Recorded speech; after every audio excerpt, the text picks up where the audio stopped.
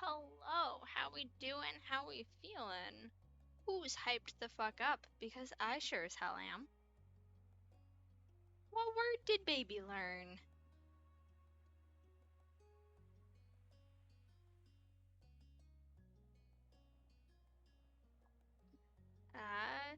Doing pretty okay. My day's been going fine, and the live went okay-ish. I don't know. When we're actively looking for the conversations we are, it's a toss in the air. I still think it went fairly good though.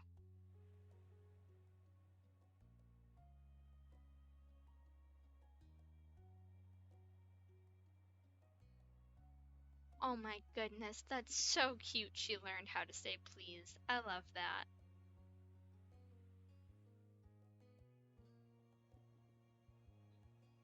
Okie dokie. Where were we? So, for anyone who doesn't know by now, we are playing Our Life Beginnings and Always. I fucking adore this game, bro. This game has my whole heart. I can't believe we're done with all our cove moments. Thank you so much for the reminder to hydrate. I appreciate it. Oh, goodness.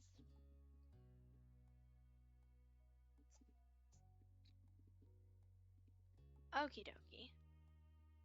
Yeah, so we're done with Mr. Cove Holden for the moment. Now we get to hang out with Baxter. Baxter is my dude. I'm so fucking hyped. Y'all don't even get it. I love him. Like, I'll have to put something over in the cord at some point. I have this little,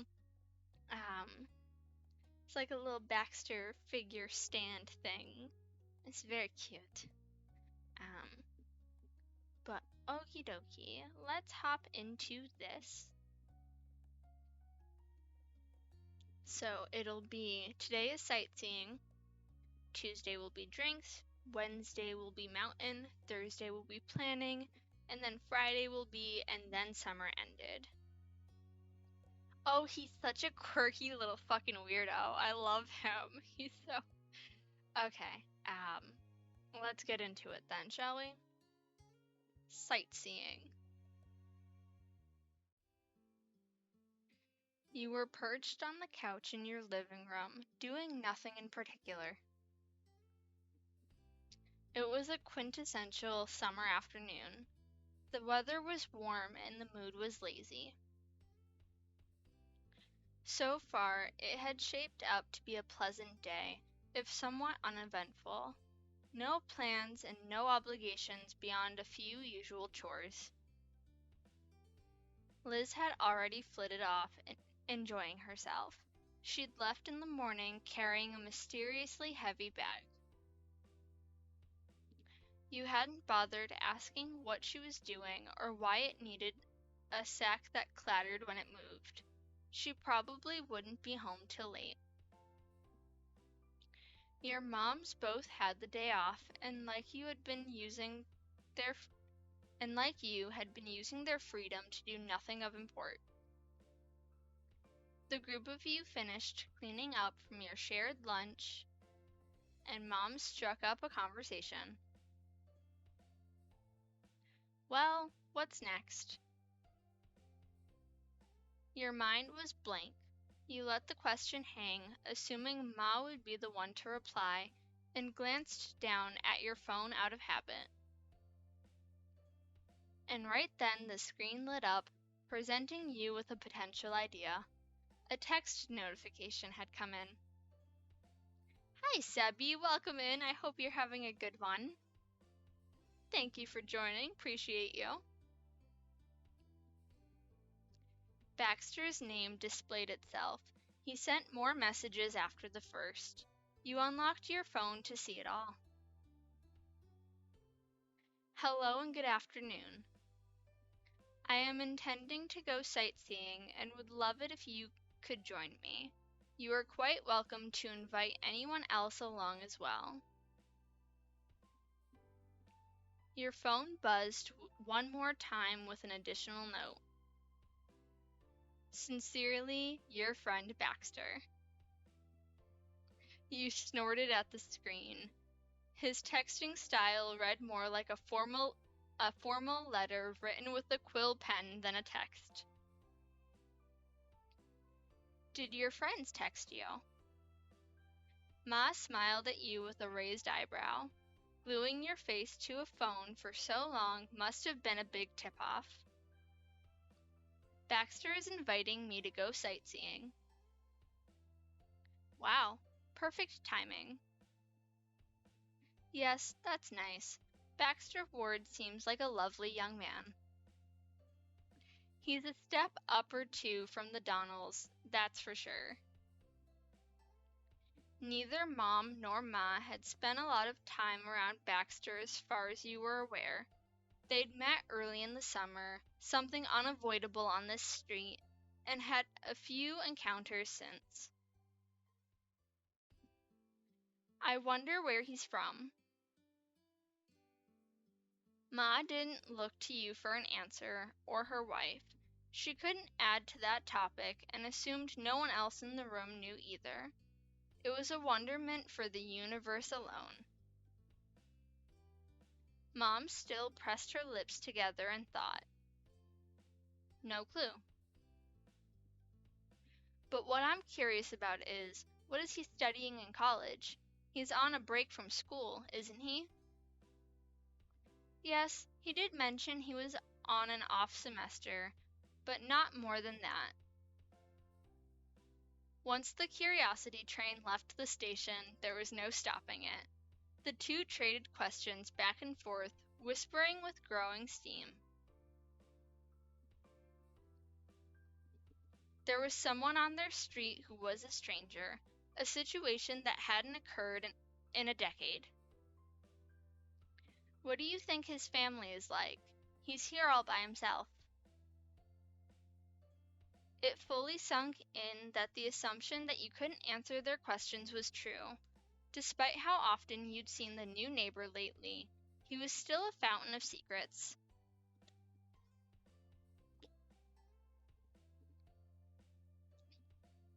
I love the moms just trading off questions, and they're both like, I don't know. Your guess is as good as mine.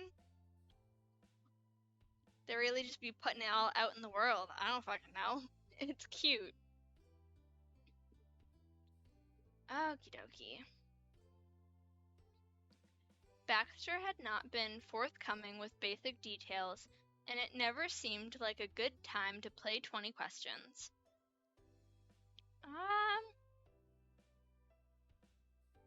He found his mystery intriguing. It was exciting to know there was so much more to him to figure out. You refocused on your phone and the formal message that had yet to get a reply.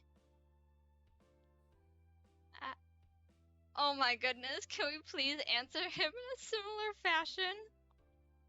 I feel like I have to. Absolutely answer him in a similar fashion. Feeling inspired by his stiff texting tone, you couldn't resist having a little fun. Good tidings, Sir Baxter. Of course I would be delighted to join you this fine day. I have finished my luncheon, so we'll venture forth to your dwellings. You hit send, aware that the message wasn't exactly a high society Victorian letter. It ended up more medieval fantasy scroll, but he'd probably get the joke. It didn't take long at all for Baxter to continue the conversation.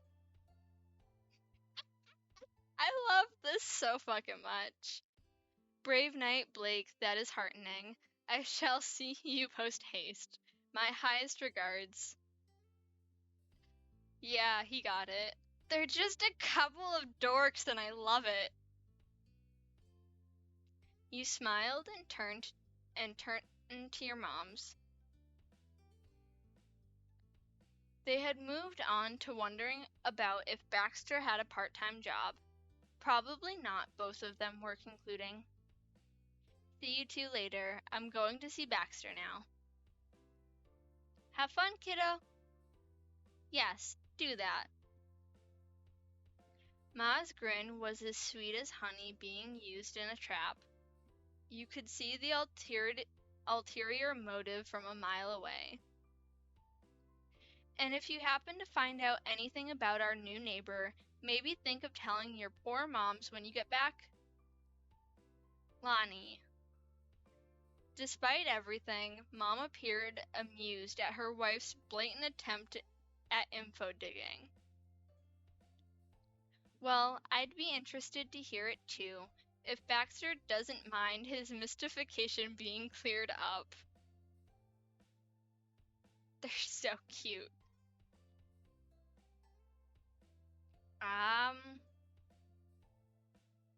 You two are so nosy. You gotta stop. It wouldn't be right for your moms any other way, even if it did mean trouble sometimes. But it is a shame he hasn't actually moved into the neighborhood. I could invite him over and get to know him better myself. Sadly, that's not the case. He's a young man trying to enjoy his vacation. He should be out and about, not spending his limited time entertaining us old moms in our kitchen.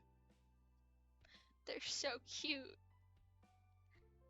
Ma slumped her shoulders while expressing her limitations in the snooping matter, though she immediately perked back up.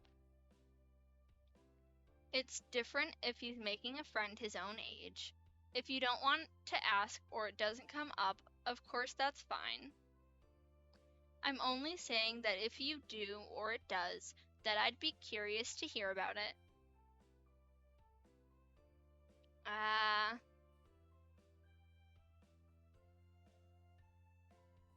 Alright, I'll see how it goes.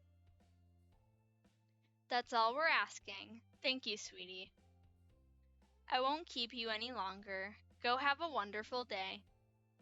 Take care. Bye. You gathered up your phone, wallet, a water bottle, and a few other odds and ends you imagined might come in handy during an unspecified outing. You left the condo, your formerly normal but boring day rocketing off into an unknown direction.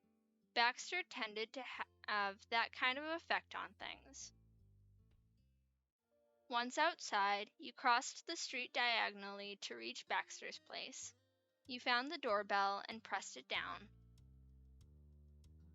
His doorbell was so much more reasonably placed.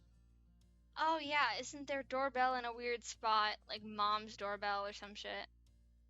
I don't know. Came up earlier in the game, I think, briefly. A second later, the man you wanted to see opened the door with a grin. From his quick response, you knew he had to have been standing by. You'd announced you'd be there, and he was ready for it. Hello, Blake. Thank you for coming. Hi, nice seeing you. At Baxter's obvious pleasure at your attention, you smiled in return. He stepped out of his condo and closed the door behind him to stand by you. I appreciate you agreeing so last minute. However, if you do have prior arrangements, this can be done another day. Sightseeing is my usual itinerary after all. I didn't have plans. Really, there was nothing to do.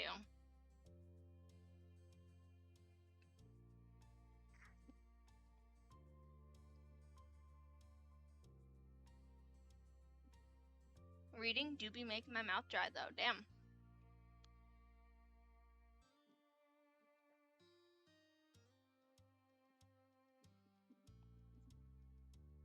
I think the one question I will always have about Baxter is why does his shirt have eyeballs on it? Like, why is his shirt staring at me? I don't get it. Ah, in that case, I'm glad today was the afternoon I asked. I've stopped in at least one scenic spot, tried a new restaurant, or browsed an unfamiliar shop nearly every day since I've been here so far. Whenever you, Terry, and Miranda aren't available, that is what I busy myself with. You noticed Cove's absence from his list. Though Baxter wouldn't dream of doing that to be petty, it was more like extending the polite distance he gave Cove. Cove would be uncomfortable at being counted among his potential companions without permission. I love him. Like, he genuinely takes people's comfort around him so seriously, and we need more people like that. It is a unique shirt. Really? I'm impressed with how proactive you've been. Thank you. I've only had a few short visits to California in my life. Even then, I was underage and supervised by parents or guardians. He raised an eyebrow, and his voice took on a delighted tone. We saw each other on one of those rare occasions where I was in state. Dance instructors were controlling the schedule that time. This summer is my first chance to truly experience what the area has for myself. It's also not going to last forever, so I'd rather not waste my opportunities. His bold proclamation reminded you of how fleeting his presence really was in everyone's life. Exactly as he'd suddenly appeared, it wouldn't be too much longer until he vanished back to wherever he'd come from. He was impossible to pin down.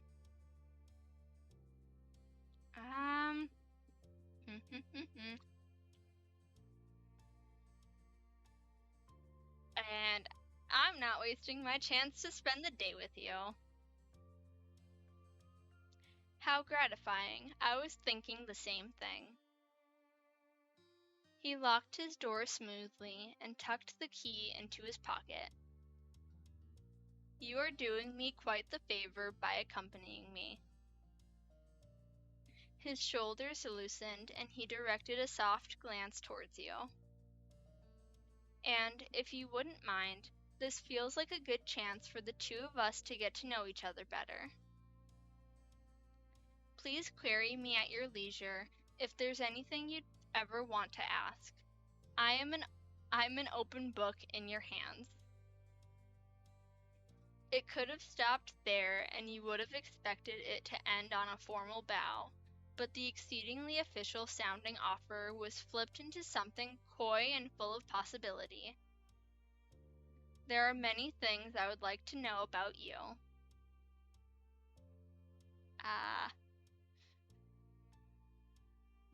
Not your mom would have been thrilled to hear that. You can ask me whatever you want to. That's a gracious offer. I'll take you up on it.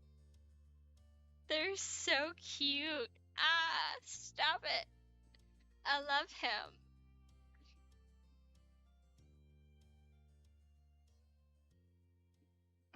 I'm obsessed, bro. It's bad. No problem, Sebby. I hope you're having fun playing Fortnite.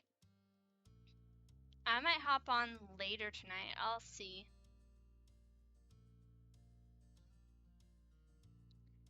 He voiced no questions yet, but you knew with his grin that it'd only be a matter of his patience.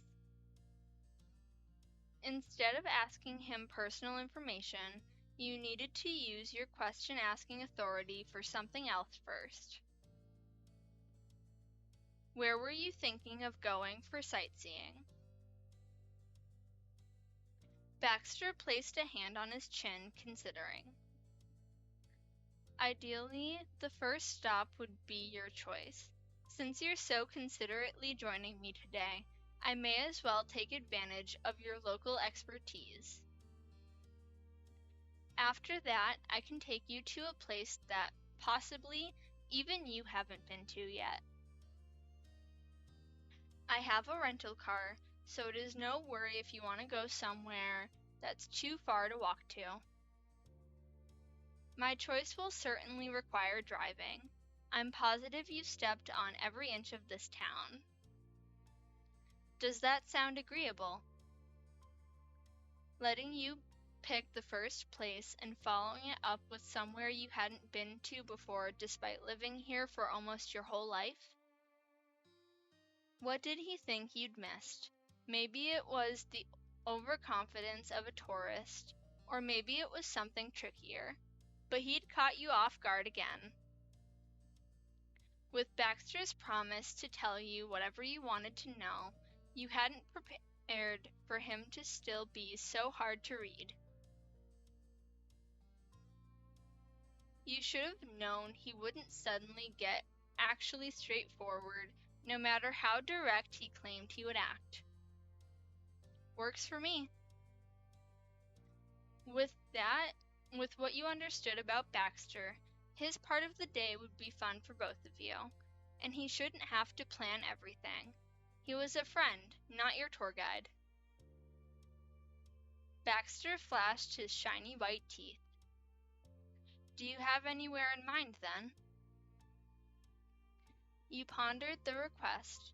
If there was one place someone like Baxter should go see, what would it be? Inspiration struck. There was no place more iconic around. How about Shopping Street? The Shopping Street? Cove mentioned that, I believe, but I don't know what it means. Given it was minutes away on foot, you worried you might have offered old news, but it didn't come up on the map as anything other than a few of the permanent shops. You had to be there to know. It's a row of local shops and stalls by the beach. It's right near our neighborhood.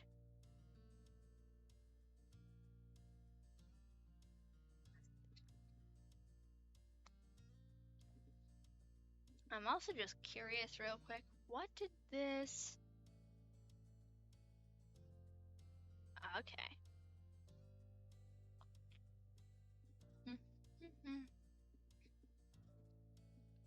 Really? His hanging attention encouraged you to continue. It's meant to be fun for visitors, not at all the typical grocery stores or clothing shops or things like that. Everyone should go there at least once while they're here. Baxter made a grand gesture of waving you on to lead out. That sounds absolutely perfect. Please, show me the way. You obliged, and the two of you strolled down the inclined street. Neither of you were particularly rushing, and it still took less than 15 minutes to walk down to the spot. You skipped over the cement curb onto a worn gray bricked road and were there. Tantalizing smells and a mix of attention-grabbing music drifted from the open doors and outdoor stalls. The different songs blended into one new tune, a celebration for your senses. As normal for tourist season, the path bustled with a crowd of excited visitors.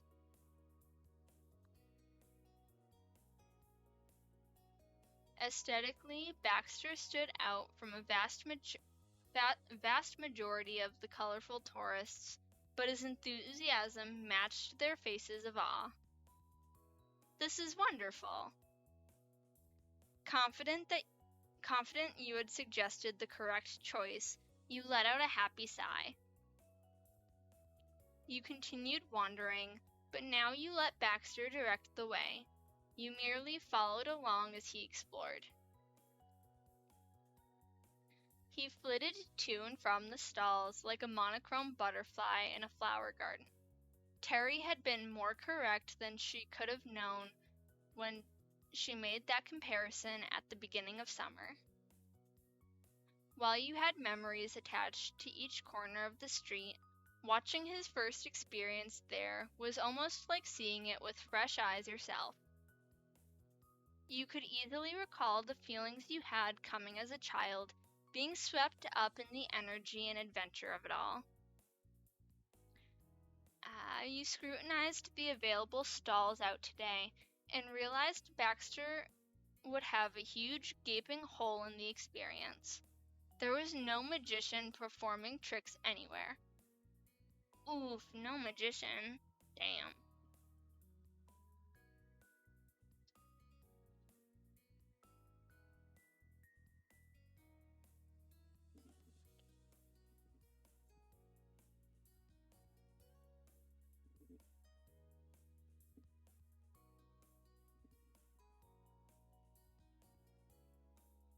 That bit of shopping street wonder would go unknown to Baxter, even though he came all the way there. By chance, Baxter led you into the area where shows happened in the past.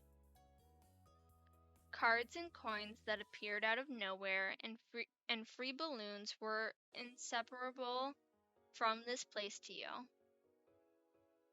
Watching Baxter out of the corner of your eyes, it struck you that you had never gotten close to a tourist before. Everyone you knew well also was familiar with Sunset Bird, or at least something in the area. But he was another one of the temporary passers-by.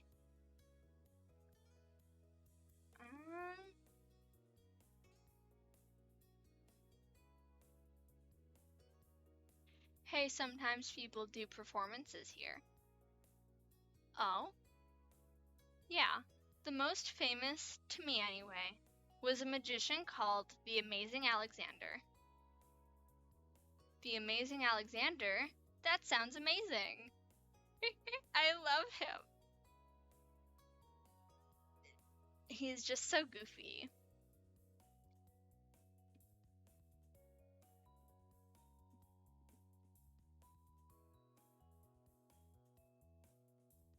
The sheer amount of thrill in Baxter made you happy. He had taste. Though his electric interest was honestly more than what you expected from hearing about a random street magician. But it was nice, so you continued. You explained about how when you were younger, you and a friend had thought about doing your own show too. Derek and you had been enthusiastic, but never could figure out what to actually perform. It never ended up happening. Baxter listened with amusement as you expanded the story. You were surprised that you could recall it as well as you did all these years later. It returned to your mind in waves. And it was nice that Baxter was enjoying himself without seeing the show himself. Coming here, it was more than just showing a small part of the world you lived in. You had shown him parts of yourself. Now felt appropriate to use your privilege of asking him a question about himself.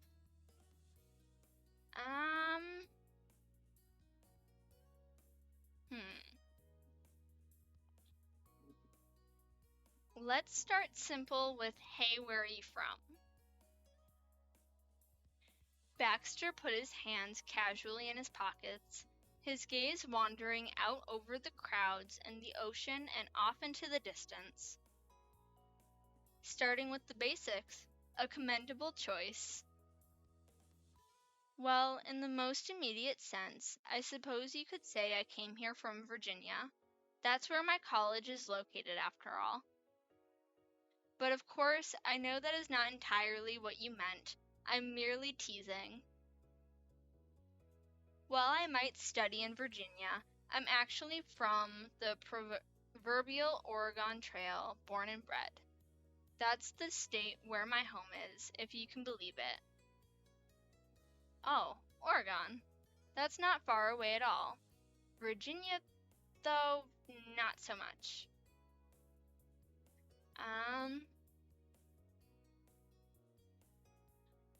What was your hometown like?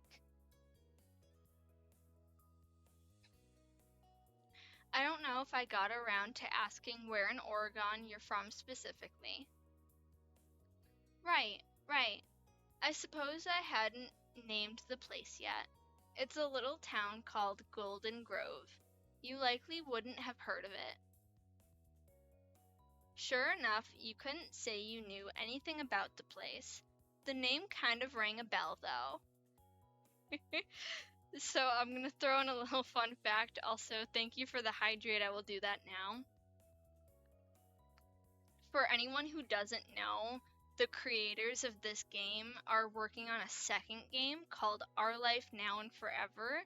And instead of 4 summers, it's 4 falls. And it takes place in Golden Grove. And I'm so fucking hyped. Maybe I'll play the fucking, name, words. Fucking. Why can I not think of the word? But it's not fully out yet, but I might play that on the channel too at some point. What's up, Wacky? How you doing? Yeah, what is the... Why can I not think of the word right now? Holy fuck, that's gonna bother me. I know it, and I know it, but it's not. Goddamn. Fucking... It's, when the game's not finished. When it's just like a little bit of the game. What the fuck is it called? Why am I blanking on this so hard right now? Oh, whatever. It'll come to me later, and then I'll just randomly shout it out, and we'll be like, what? But yeah, so I think it's really cute that they put the name kind of rang a bell, though. Like, they planned this.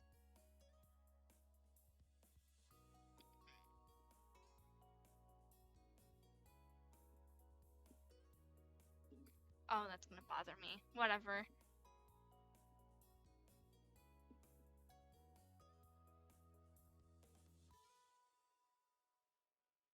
Oh, damn. I'm sorry, Wacky. Hopefully that gets fixed.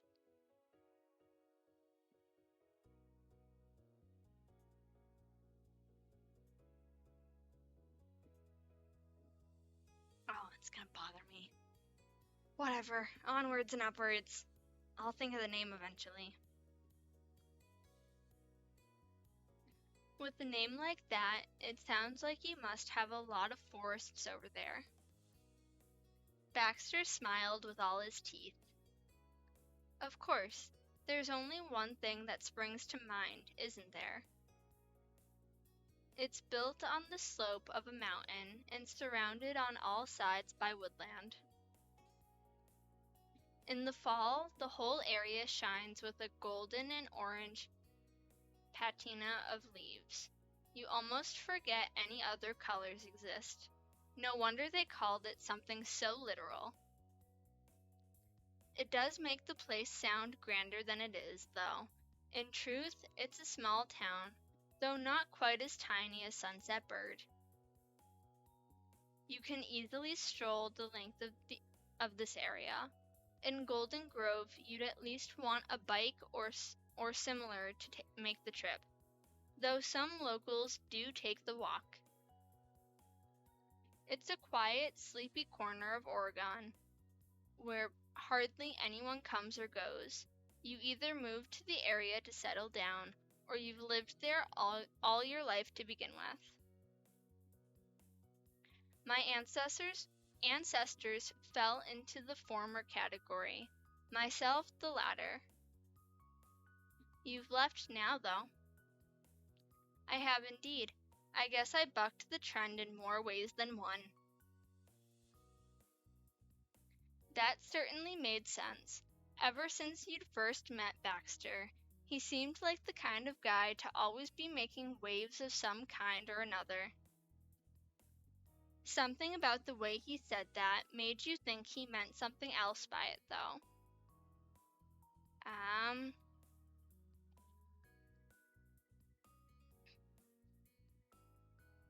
Did you feel out of place there? Baxter shrugged casually. I think I did sometimes. but that's not quite what I meant. He hummed thoughtfully and tapped his chin with a forefinger, trying to find precisely the right words. After a moment's pause, he continued. You have to understand that this is a small, rural town. A fair number of residents are working class. There are some more affluent areas, but I suppose you could say that my family has a reputation in those parts as the local people of means. Or perhaps, to put it in more vulgar terms, you're rich. He snapped his fingers. Precisely. And for better or worse, everyone knows it. If you were to go there and pass my name around, anyone would know who you were talking about.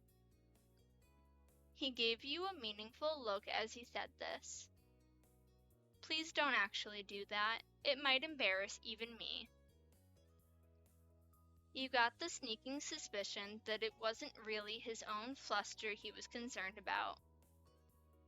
He waved a hand with great indifference, as if to lazily swat his own words out of the air.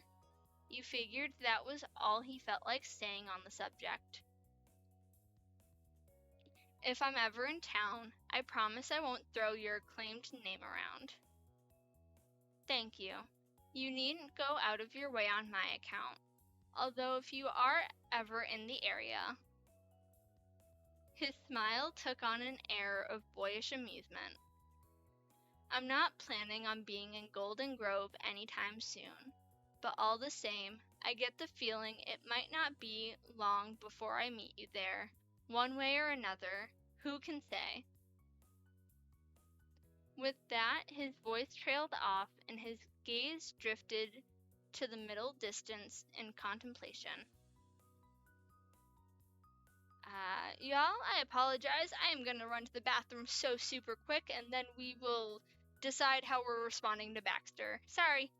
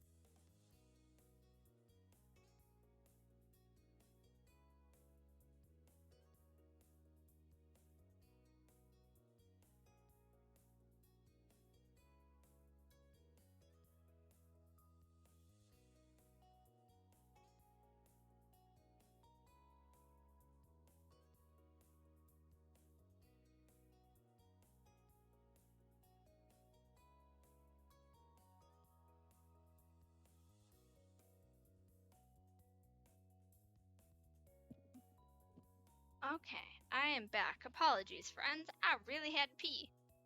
I'd be drinking a lot of water. Okay. I'm gonna go with thanks for telling me. Contented not to ask more.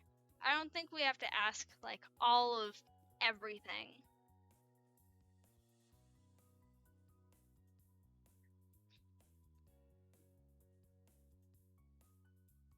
It's my pleasure.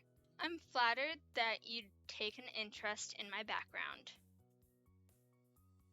Normally, I wouldn't talk so much about myself, although lately something has me spilling my feelings left and right.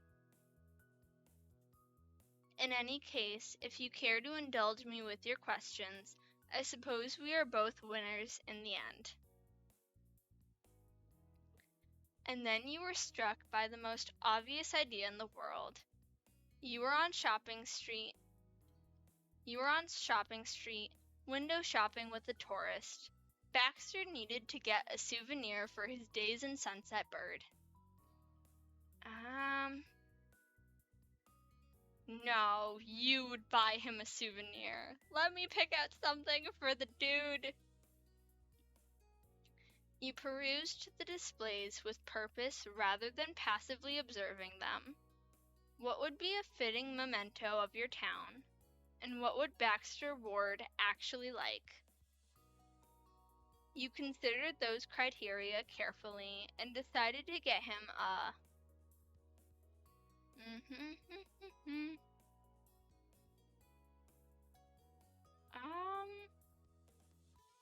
not a shot glass. We could get him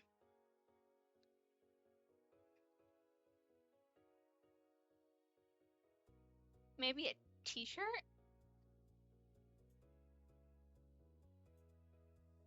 I don't know, t-shirts are like kind of my go-to because I like having comfy clothes.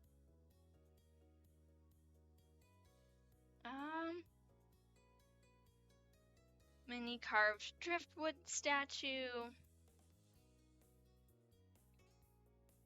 Yeah, I'm gonna go with the t-shirt. Most options on the rack were tropical or tie-dye and made quite a statement. Luckily, there was a white shirt with the town's logo printed on it in black. Tasteful, all things considered. He might actually wear that one. It was satisfying finding something that worked so well. You went to purchase it discreetly.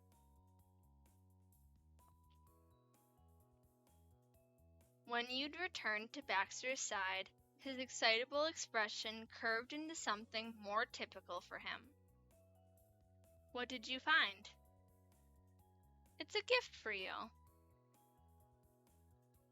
You offered him the plastic pouch containing the recently bought t-shirt. He graciously accepted it. Thank you, Blake. You're too kind. Before he opened it to examine what it was, he paused. I'm going to wait. Huh? I don't want to experience everything good right now. Then there'll be nothing left. I can have this joy later. Though, don't worry, I'll be sure to open this while you're watching. Perhaps at the end of this outing. Oh, all right, it's your gift. Open it whenever you'd like. Thank you once again. He's so cute. You walked away from the shop side by side with the successful purchase swinging between you. When Baxter was gone, he'd only have to look at the t-shirt to recall his days there. And you. Your gaze wandered back to the man beside you, who you still hardly knew, the one you had so little time to know. The "you're single, right" has me fucked up. I can't. I was wondering, what's your family like? Baxter straightened up properly. He'd guessed you would ask about this sooner or later. It's not the most exciting story all told. My immediate family consists of my mother and father and myself. For better or worse, I am an only child. That tends not to surprise people. His voice took on a slight lilting quality, as if he was reciting something he'd practiced many times over. In many ways, my parents are the prototypical example of success. They're affluent, sophisticated, and have a wide-reaching and influential social circle. As families go, I suppose I'd have to say that we are a happy set. As sometimes happened with Baxter, you weren't convinced he was giving you the whole picture. You couldn't help but give him a curious look. What about not in general? His eyes narrowed knowingly, and his mouth pressed into a thin smirk. I can see you're not content. I love my parents, but that's not to say that there aren't complaints to be had. It's a mutual feeling. They understand, care through the lens of control and protection. That's been their way ever since I was young. In that sense, they treat me no different from a child. But of course, they are quiet, educated, esteemed, and a tad old, as is their company most days. That's not the environment to act as a kid.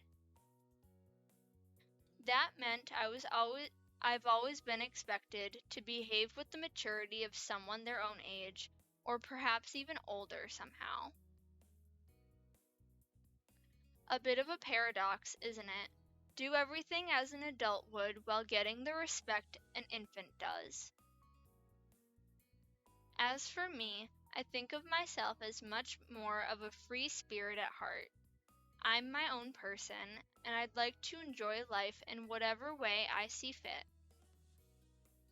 You could say I'm a bit of a rebel. I fucking love it. He said it almost furtively, like he'd divulged some important personal secret. um, seriously.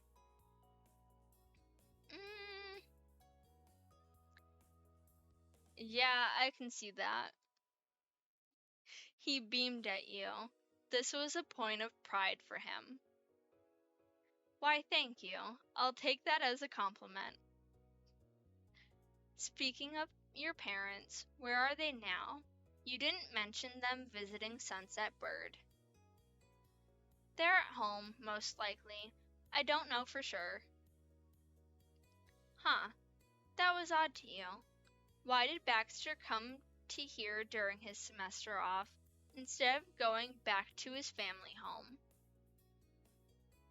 I didn't want to stay with them, or go back home to Oregon at all, in fact. More rebellious behavior on my part, you see.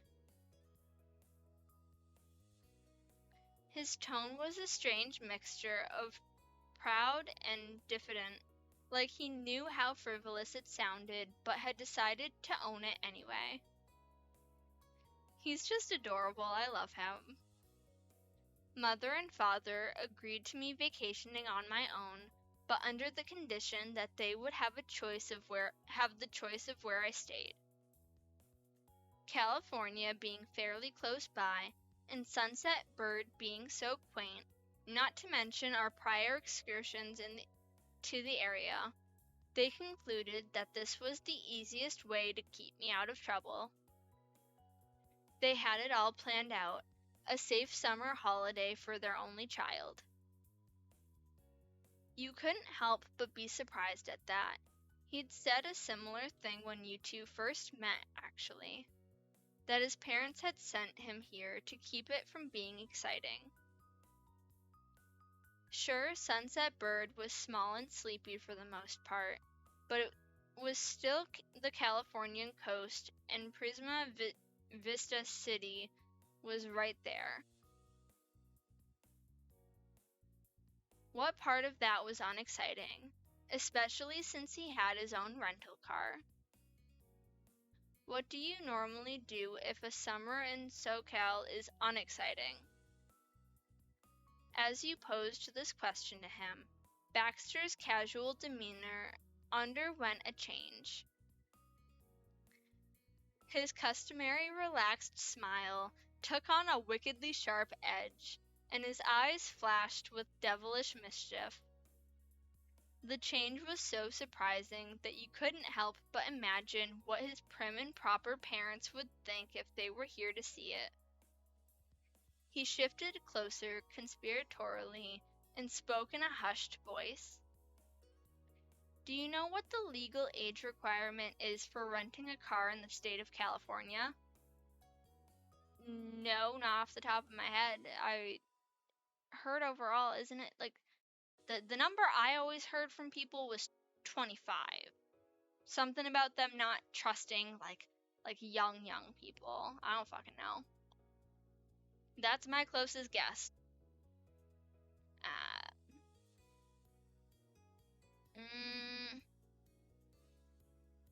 Yeah, I've only ever heard 25. I don't think he's in his 20s. I think he's a year older than us, and we're 18. I'm gonna go with 18. 21. Oh yeah, no, it's 21. I'm stupid. I fucking forgot. Where did I get 25 from? Hold on. Like Google. Am I mixing up my numbers? I might be.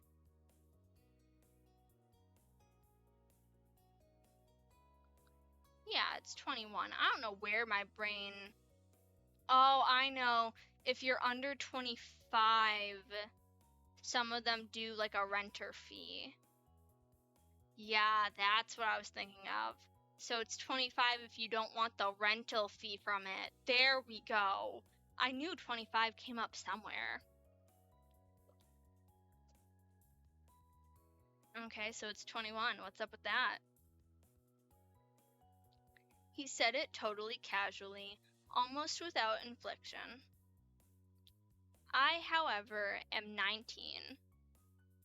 I was and I wasn't, cause like I knew something. I just got it jumbled on the reasoning. Something about I know it's something to do with people under 25 they view as like more of a risk of like not doing good with the rental car or something. I can't remember all of the specifics.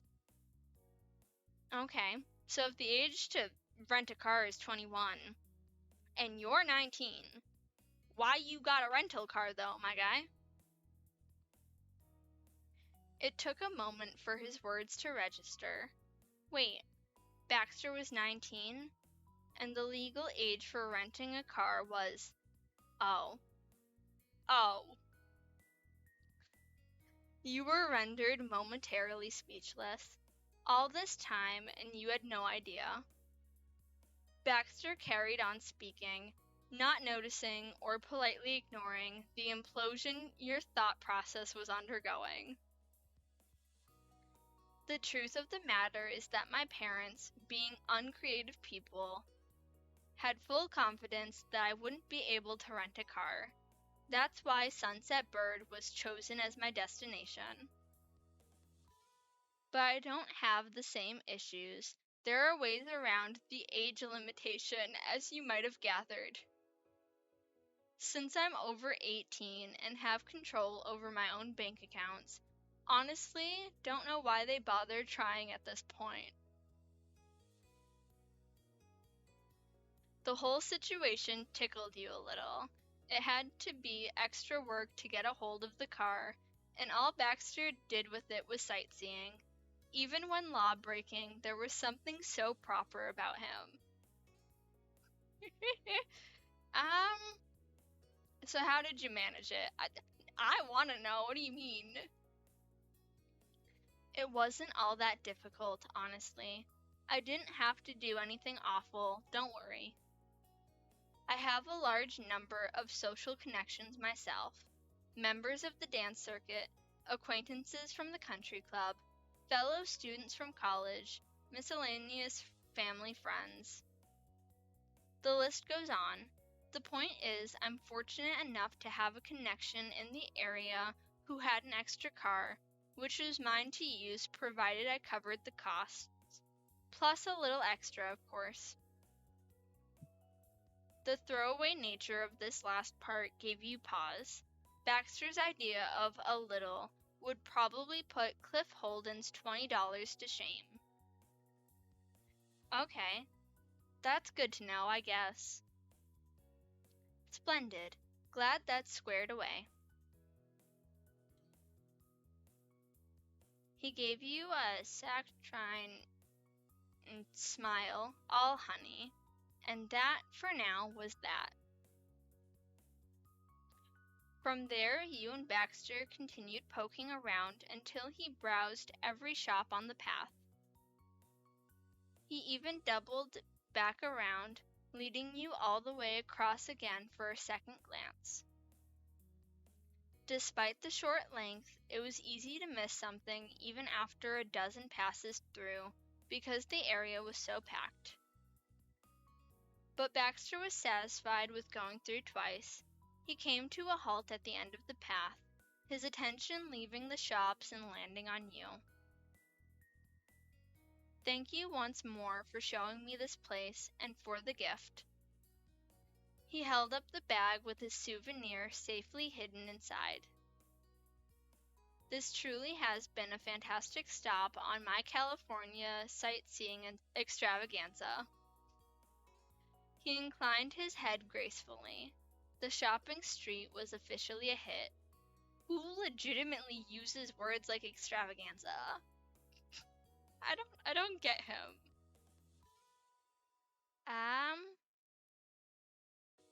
It was nothing. Hardly. It was amazing. You make for a wonderful guide. Now, I suppose I need to hold up my side of the bargain. I said I'd show you somewhere new, didn't I? Are you still interested in joining me in checking off an outing on my own goal list? Yeah, I'm not ditching you now. Fantastic. In that case, we'll need to return to the neighborhood. He sauntered off in the correct direction before clarifying what his plan was, leaving you to trail behind him.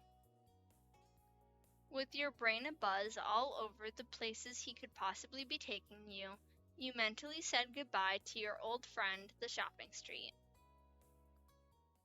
You made it back to Baxter's rented condo and climbed into his also rented car. He brought up directions on his phone, though was careful not to let you catch a glimpse of the destination. He didn't even give you a hint.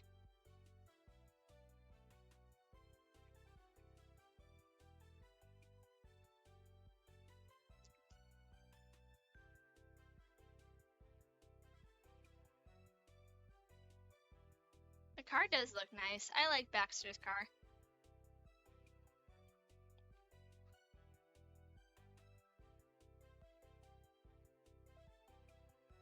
Then Baxter slipped his phone into the car handle slot for future reference and began to drive. You relaxed in Baxter's passenger seat, attempting to puzzle out where he was actually taking you. He was in a good mood, but any attempt at asking about the plan resulted in increasingly coy answers. After how many questions of yours he'd been answering, it was funny to have him suddenly act as if he'd never heard of the concept of sharing information with another person. You didn't push. Inevitably, the veil of secrets would be removed. You only had to be patient. However, when he finally turned into a parking lot, you admitted it was not what you'd been expecting, even if you didn't know what to expect. It was still something you would not have guessed in a million years. On the top of the spacious building was a human-sized white pin. The place he'd wanted to sightsee at was a bowling alley. Not Baxter wanting to go bowling. Baxter led you to the entryway on air-light feet. Even from there, you could hear the clattering of normal-sized pins getting knocked down, cutting into the disco tunes playing in the background. The front desk advertised rates for paying per game versus per hour. Along the wall, a tower of shelves held dozens of shoes in all sorts of sizes, and past that were the shining alleys. Here we are. I love bowling! He was content, as if bowling was all his soul needed to find peace.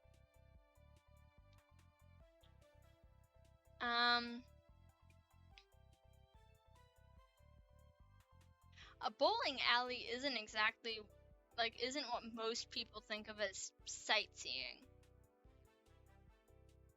This is normal Monday night stuff. Sightseeing is all about the sights you want to see. You glanced at the sparkling floors, walls, balls, and even couches. It was certainly a sight. Personally, I've never been bowling in my life. I wanted to try it for longer than I can remember, and well, what better opportunity than when I'm on vacation? Wouldn't it be so much stranger to try whilst I live my regular life? The life that I must remind you never had bowling in it before. It would be entirely unexplainable. I mean, I guess I see his logic. I think. It's a cute bowling alley, though. Here, I'm a tourist. Doing new things is part of my job description.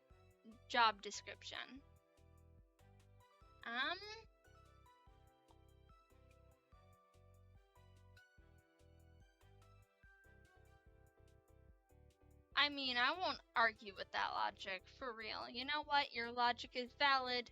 I give up. You win. It was too entertaining an argument, and there was nothing wrong with him wanting to have his fun now. Hanging out with Baxter, seeing firsthand how he was living, you were compelled to ask yourself, had you really done everything you wanted to? You were reminded of the fact that your time in Sunset Bird had its own limits, and you could very well be reaching the end of that line soon.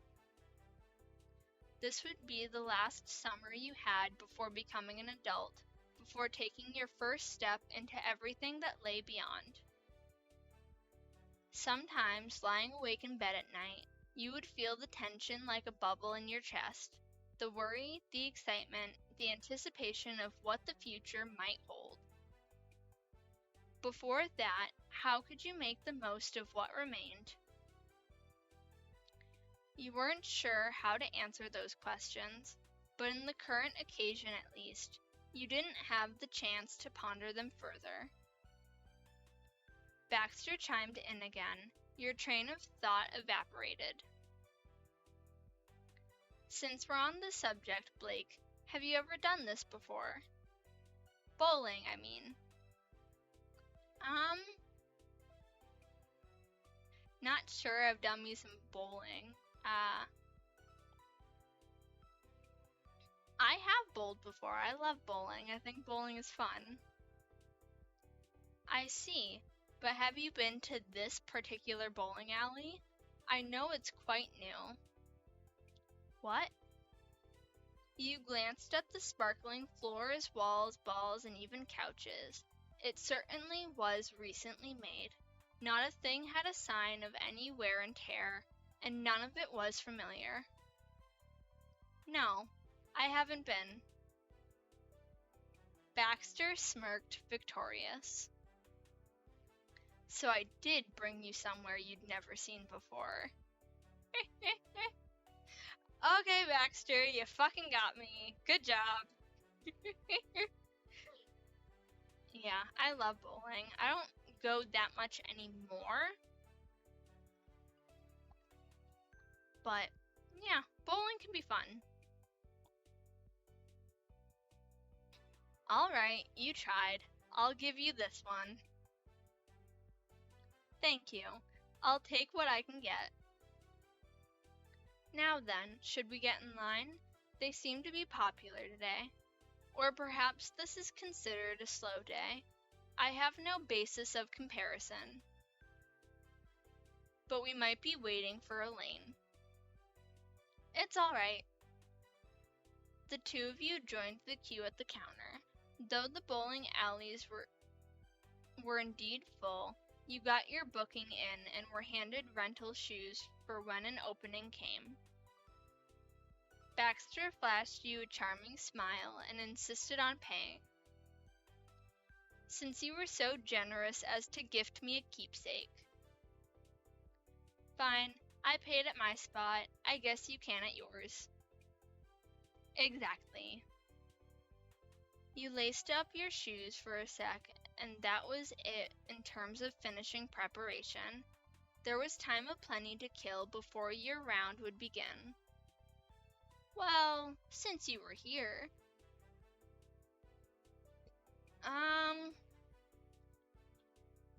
Let's ask him, what are you studying in college?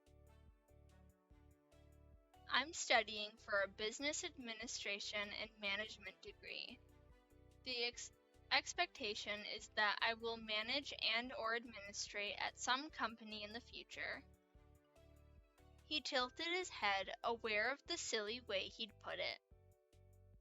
Nothing too specific, I'm afraid.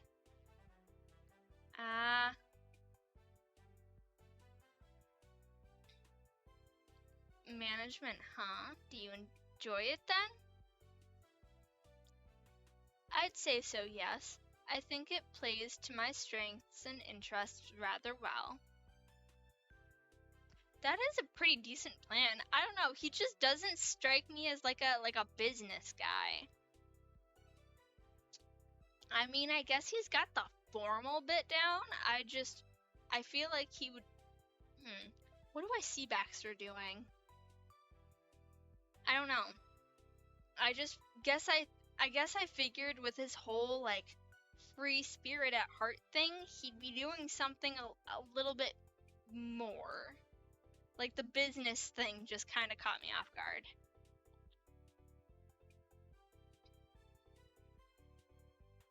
It might not surprise you to know that I can be a touch particular. I know the importance of coherence with individuals acting in a well-coordinated fashion. Okay, the more he talks, the more business is right for him. And I like things to function well for systems to operate smoothly. I confess you could call me controlling at times, not with people, but with processes. Especially when it comes to enacting plans. I'd much rather act under my own steam than follow someone else's lead. Okay, that makes sense. I'm only flexible with the personal, not the business aspects of life. He spread his palms matter-of-factly. But that's enough about my aspirations. You know my story, so what about you, Blake? I'm curious to know what the world has in store for you further down the line. I just graduated high school. Oh, really? My congratulations. It's an achievement to be proud of. If it's not too much to ask, where do you see yourself next? College? Straight into a career, perhaps? You told him about your future plans. Why not? I can tell you. You'd never openly talked about this with anyone before, but Baxter asked and told you about himself, so you didn't want to dodge the question. At your reply, Baxter moved in slightly, his eyes sparkling. Since you'd responded positively, he had no qualms about letting his curiosity show. I'm a little bit like you. My plan is to study by taking classes online, but I also wanted to pick up part-time work so my parents aren't covering everything. Baxter attentively waited for you to finish and then nodded encouragingly. I think it's wonderful that you have something you're aspiring to already. I wish you the best of luck. It's an exciting thing, taking the first step on your journey. You truly never know just where you'll end up. Take me, for instance. I had never lived outside of my hometown until I left for college, and look at me now. All of a sudden, I am in California of all places, cavorting about with a charming new friend. His brown eyes met yours briefly. Isn't that delightful? Life is nothing if not full of unexpected developments. I'd like to think we're doing what we can to make the most of that. I didn't have to be here, and you could have pretended no one new had appeared in your small town and gone on as usual.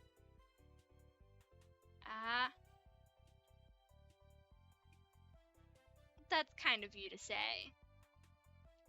I merely say things as I see them, but you're welcome. Besides, we've only been talking about work and school and such. There's much more to life than that.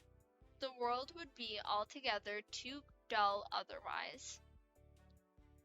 You might not remember me mentioning it when we first met, but my most fulfilling hobby is ballroom dancing. It's a true passion of mine. You seemed to remember him saying something along those lines. It's important to have genuine hobbies, don't you think? He was right, you had pastimes you loved too. Speaking of hobbies, I'm an artist. Let's go. Don't get me wrong, I love games, but artist. Baxter inclined his head, attentive to your words. That's interesting. I had no idea. I'd be glad to hear more about it sometime if you'd care to elaborate further. I can't say I have any experience in the area myself.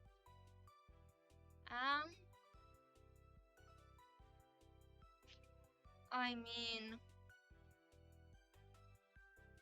being an artist would be a cool career, but I think, that'd be nice.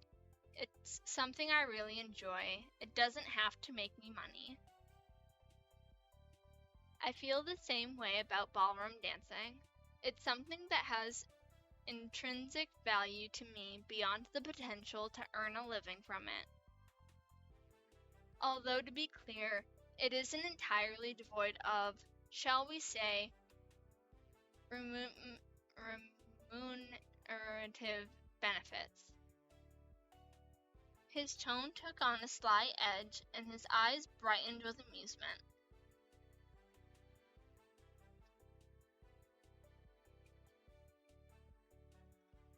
Water.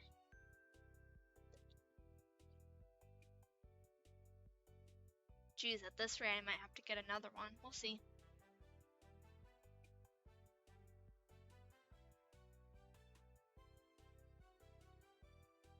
For those with a certain level of skill, there's some money to be had in the competitive scene, prize winnings and such. Hey there, I thought we weren't talking about money. I've been tricked.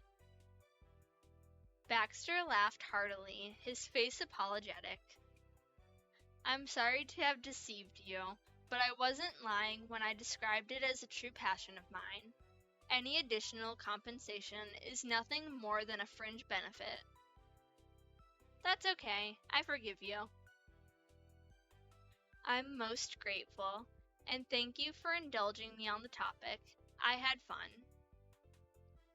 The conversation successfully filled the waiting period, and an attendant suddenly called you over. A lane was free. Excellent, thank you. Together, you headed over to the rack of house balls, where Baxter began to size them up. So they come in different weights. Interesting. He touched a forefinger to his chin, pondering the choice carefully. You picked, a lighter ball. Better safe than sorry, for real. You picked up one of the lighter balls, confident in your ability to handle that. It was a vibrant orange color, with a pretty marbled pattern. Baxter nodded at your choice. A good option. Less weight, more opportunity for speed, perhaps? Though I think I will go for something a shade heavier myself. And besides, he picked out a mid-weight ball, one that was a dark ebony black, and flashed you a weary smile. This one is a little more my style, don't you think? Now care to take the first shot?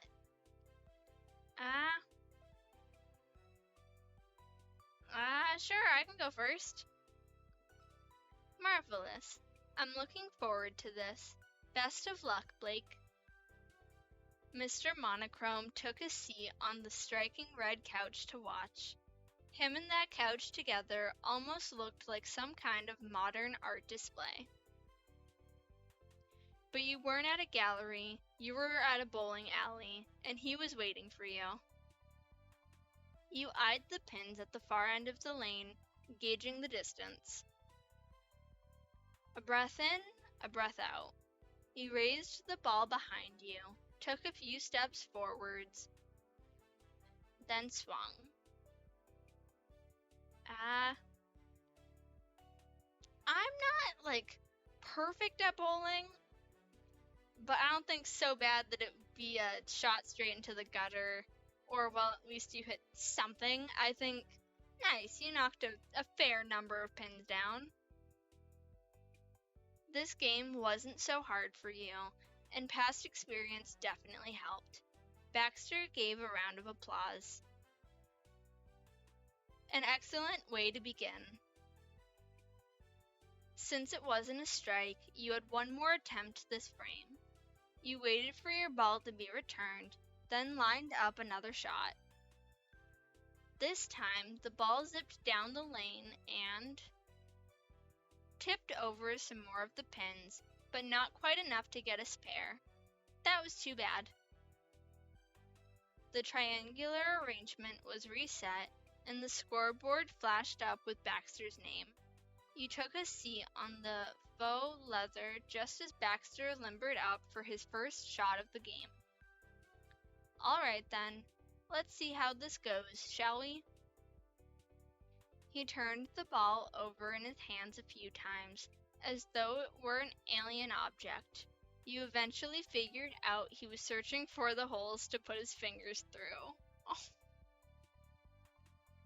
It was more than obvious that he'd never so much as touched a bowling ball before. After more fumbling, he managed to work out the grip. Wish me luck. Not one for hesitation, Baxter took a couple large strides and sent the ball rolling. It hurtled down the lane straight on, at first. Oh dear. You watched as the ball curved massively to one side. It reached the end of the lane, barely. It clipped the very back corner pin, which fell over right as the ball dropped into the gutter. 1 point for Baxter. He turned to you and grimaced playfully. Can you tell this is new to me? It's okay. Thank you. Well, here's hoping I can do a touch better than that. Not him knocking down one pin. Baxter retrieved his ball and rolled his shoulders, taking form in front of the lane. His brow was furrowed in concentration. He wasn't as hasty as before. He took his time to line up the next shot. 1 step, 2 steps, a 3rd step, and release. It shot off like a cannonball, barreling ahead. It still curved slightly at the last moment to knock one of the center right pins head on. 5 more points. Hell yeah, let's go! Baxter nodded to himself, satisfied at the improvement. 60% success is plenty for a first attempt. It's all part of the learning process. I must say, I'm enjoying myself so far. Your turn, Blake. As the game proceeded, you and Baxter settled into a rhythm. You exchanged friendly chatter between frames, with the odd quip or moment of celebration thrown in. It was a comfortable way to pass the afternoon, and in an idle moment, you found yourself wondering more about Baxter again. The two of you would be there for a while, and if you felt inclined, it wouldn't be too hard to strike up a more in-depth conversation. You chuckled to yourself at the convenient pun.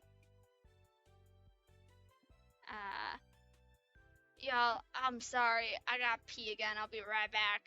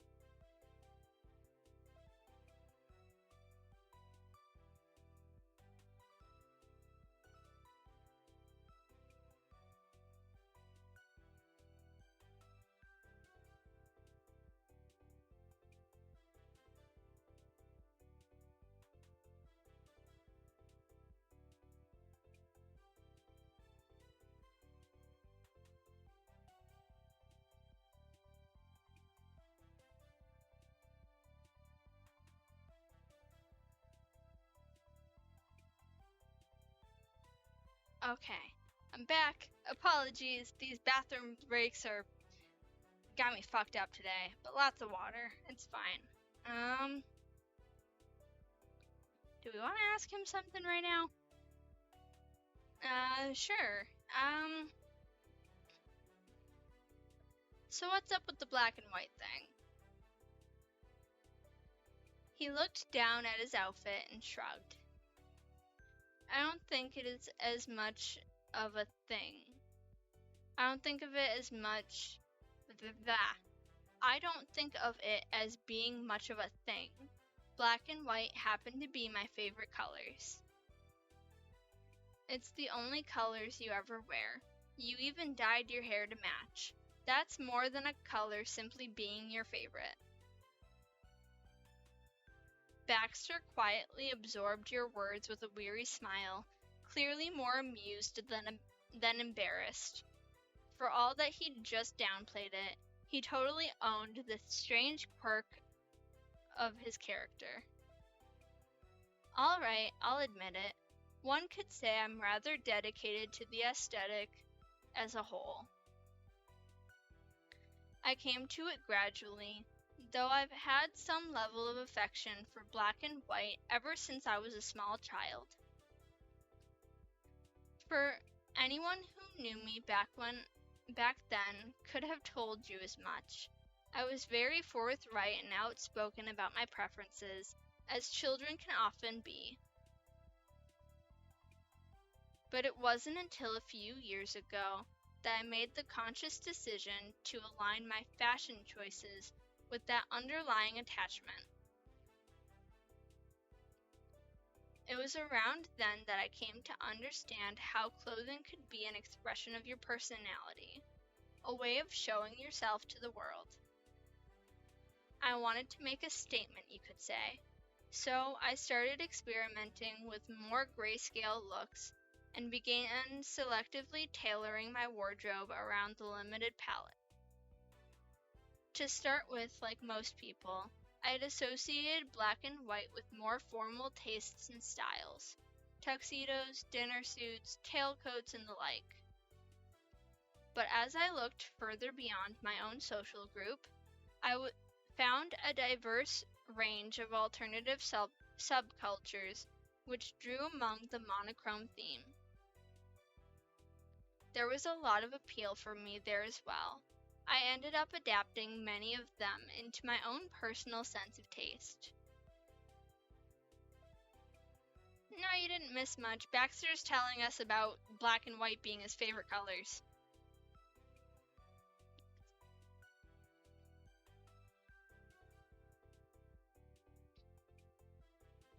The rest, as they say, is history. That actually made a lot of sense, now that it was all laid out in front of you. It was like that one small choice early on had snowballed, gathering momentum as time went on, and now it formed a core part of who he was. But if that were the case, then the question remained. So what made you like black and white in the first place? As a kid, I mean. Oh, that. He leaned in closer and playfully threaded his fingers together under his chin. Can you guess? What? It wasn't like him to beat around the bush. The fact that he was choosing to toy with you a little about this was not what you'd prepared for. Thank you for the hydrate, I appreciate it.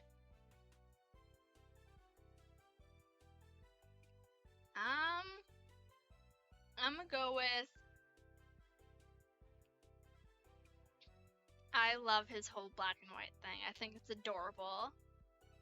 You must really love zebras? Not quite. I do have a fondness for most black and white animals, in fact. And certainly, zebras are majestic creatures.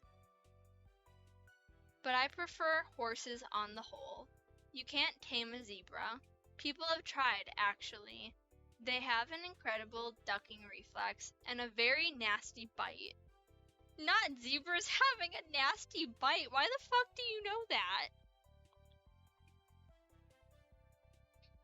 In any case, that's not the reason I latched on to black and white as colors. I'll try and make it easier for you. The crux of the matter is this. Why do I, Baxter Ward, like the colors black and white so much? His voice took on a strange quality, placing a lot of emphasis on certain words. He was obviously trying to guide your thought process here, but you couldn't quite work it out.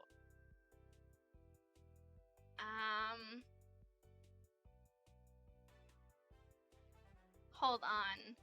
Wait a minute. Black and white. Baxter Ward. Baxter Ward. Black and white. No way. No way! It's because of your initials. He grinned from ear to ear, the punchline finally revealed. A face of sheer delight. You got it. Brilliant, isn't it? And I have to give you credit. You managed to see the picture without every piece of the puzzle.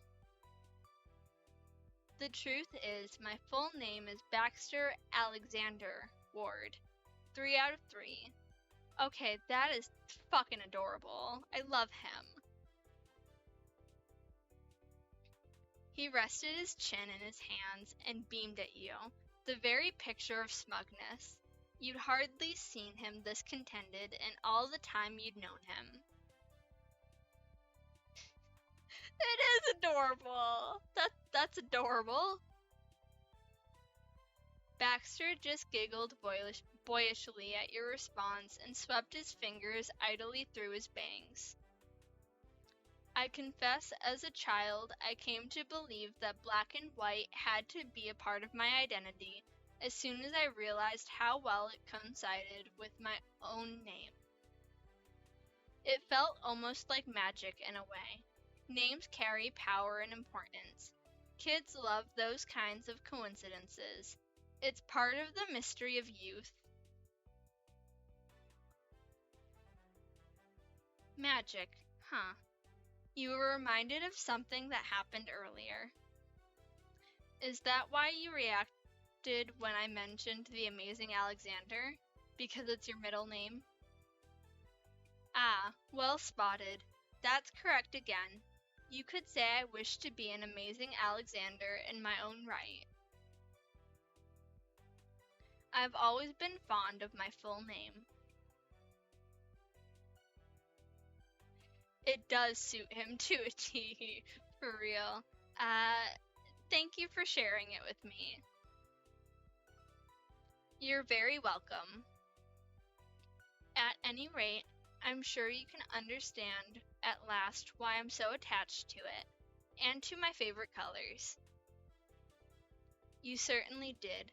Who knew that such a simple question would lead to such a strange and unexpected answer? In the past few minutes, you'd ended up learning much more than you bargained for about the hidden depths of Baxter Alexander Ward. In what felt like no time at all, you arrived at the final frame of the match. You glanced up at the scoreboard.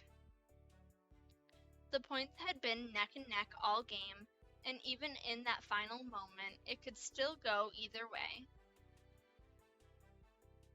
You went first and would end up first and lucked. You went first and would end first and lucked into a spare on the last frame. Nice. You got an extra turn for that. With that, it was officially your final chance to take the lead. A strike here would put you out of Baxter's reach. You remained calm and shot your shot. The ball made smashing contact with the set. They toppled like dominoes being hit by a bat. A corner pin wobbled, holding out on a total collapse, until ultimately it fell. You hit a strike. Your victory was all but secured. Though the odds were against him, Baxter gave it his best attempt. He got his own bonus round that ended in yet another spare. He hummed in satisfaction, defeated but proud of his own performance. Then Baxter came over and offered you his hand to shake, the very model of sporting behavior. You took it. He'd fought hard until the end. Baxter grasped your hand firmly, and the two of you shook. He grinned. Thank you for the game, Blake. I had a lot of fun. I tried my best, but you got the better of me in the end. Congratulations. You did great for your first try. You're too kind. It really seemed as though he was happy to have played it all, never mind that he didn't win. The joy of a new experience was what mattered to Baxter in the end. The game reaching its conclusion, you wandered over to the main counter to return your rental shoes. Your sightseeing bowling adventure was finished. As you left the building, Baxter was quiet. He must have had something on his mind. He lifted his face to the twilit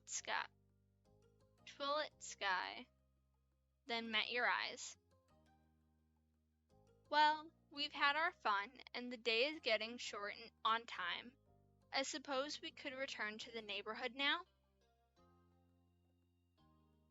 That was a question, not a statement. Baxter touched his chin in contemplation. He hadn't struck you as altogether thrilled by the idea, and coincidentally said the exact thing out loud. To tell the truth, I'd be disappointed to go home. Would it be asking too much for this to last a little while longer? I'm not sure about you, but after the thrill of our bowling match, I've become rather hungry. Could I treat you to dinner? Or at least we could attend a meal together? Now that Baxter had mentioned it, you realized your stomach was totally empty. You'd been out and about for hours. Sure, I could eat something. The prospect of having more opportunity to hang out lightened Baxter's already chipper mood. That's excellent. He furrowed his brow in thought, tapping a forefinger to his cheek. His attention drifted away from you as he cast his mind around for ideas. Something caught his fancy eventually. His eyes narrowed and the corners of his mouth curled upwards. That could work. It's ideal, even. What is it? His gaze swept back to you, and he grinned wholeheartedly. So far today, we've focused on locations which were new to one or both of us. That's all been good fun, but it may be nice to end our little outing on a different note. Perhaps you see where I'm going with this? He tilted his head playfully, giving his smile even more of a bend. Baxter was nudging you in the right direction. For our meal, we could go somewhere that's familiar. I'm sure you can think of a suitable place. Somewhere you'd both been before. Oh, wait. Of course. There was a perfect venue for an evening meal, one he and you were both well familiar with. You mean the Caprice. The Capresse, whatever the fuck. The country club where you first met all those years ago. It was exactly the kind of place Baxter would prefer. He beamed, relieved that you'd caught on. Exactly. If that's agreeable with you as well, I can take us there right now. Yeah, I'd like that. Having settled on a place to eat, Baxter led you to his car with a spring in his step. The prospect of a jaunt to the Caprice obviously delighted him.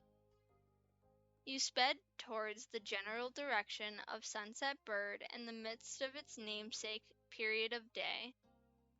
The faint wisps of clouds overhead were painted a pale orange.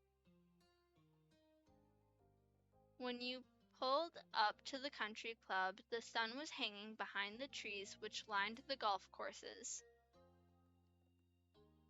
You were led out to the recognizable dining area right away by a host, where a table for two was nestled in a quiet corner.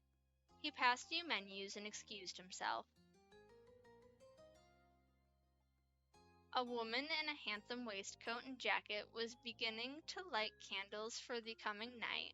She paused that to attend to the new guests. Good evening. I'll get you water immediately. Is there anything else I can bring? Good evening to you. One moment. Blake, I'm familiar with their offerings. Would you like to order now? Yes, please. You'd mentally gone over what you'd wanted on the drive. Baxter smiled sweetly at the waitress, who readied a notepad to take your orders. The place it is so cute and relaxing. I love this. It got sorted shortly, and she too took her leave. After that, there was nothing to do but make yourselves comfortable. It felt nice to have some time to relax. You reclined in your chair, stretching out your legs, and idly peered around. You'd come at a good time. It was the middle of the week, and earlier in the evening than many people would go out for dinner. As it was, you had the entire place to yourselves.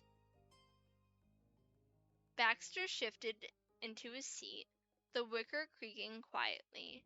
He rested an arm casually over the back of it. The bag with his souvenir was sitting to one side on the table in front of him. He had brought it from the car. He must be intending to open it here. It looked like he was a birthday boy preparing to unwrap his present at a celebratory meal. You chuckled, imagining that. A soft sigh broke the comfortable silence. It's a pity it's so quiet. I'd have loved for there to be some music. He flashed you a lopsided grin. Or dancing, even. That's asking for too much, I know.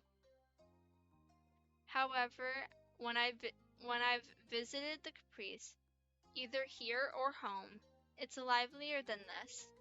It's such a shame. But I suppose they can't have a soiree every night. At least we were able to dance together last time, right? Baxter dipped his head in agreement, his brown eyes sparkling the color of amber in the sunset.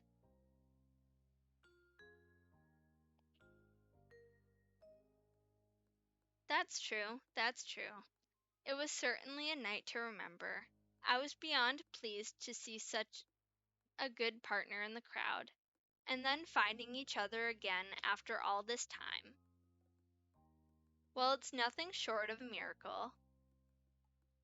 He threaded his fingers through his hair and laughed softly, as if struck again by the absurdity of it all.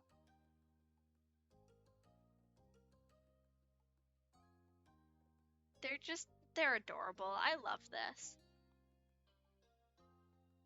It's times such as these where it feels as though you're close to something magical, wouldn't you say?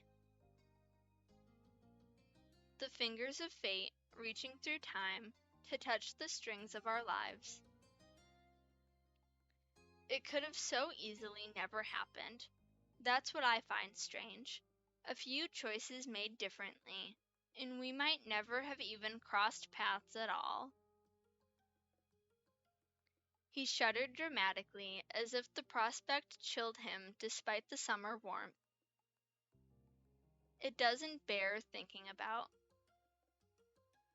The serious note to his words was gone in an instant, replaced once more with his usual playful timbre. He struck a thoughtful profile, resting his chin in his hand, and then peeked at you slyly from the corners of his eyes. You know, I first saw you standing there on the edge of the dance floor. It was captivating to see someone my age so put together. It can be easy for formal wear to fade into the background at those kinds of events. Everyone looks the same, but you were able to make the style something of your own. You were easily the best dressed partner going. I was delighted to take your attention as well, if only for one dance. You met Baxter's gaze, despite the flush in your cheeks. As always, Baxter was absolutely direct with his compliments, but it didn't throw you. Thanks. I'm glad you had a fun time. Baxter laughed at that, the sound ringing clear as a bell over the empty patio, the grass and the water, as the sun's dying light caught them all. You'd missed this place. It had been too long since your last visit. Excuse me. Your train of thought was interrupted by the sound of the waitress arriving with your food. 2 steaming plates were placed in front of you, and then you were alone again. Neither you nor Baxter wasted any time tucking in. The food was as good as you remembered, and by all accounts, Baxter was content with his choice too. But you didn't necessarily have to eat in perfect silence. You searched for a topic of conversation. Damn, not that you're single, right? Also, maybe I'll be on to play. I don't know. I know Joe and I are going to be watching a movie when I hop off here, but I will try to remember to let you know. They are adorable. I love them. They're so freaking sweet. I just love these characters, bro. You know what? Fuck it. You're single, right? His laid-back demeanor sharpened around the edges. His eyes were smiling at you, even if his mouth wasn't. He enjoyed the implications of this question a great deal. If you were asking if he was single, it was probably because you cared about what the answer might be. His rich brown eyes found yours. I'm unattached. That shouldn't be news to you, though. That was true enough. Ever since his first introduction to Cove and you when he arrived in Sunset Bird, Baxter had been open about the fact he was absolutely extremely available. And how about you? Is there no special someone in your life at the moment? I'm single as well. Oh, I see. Um,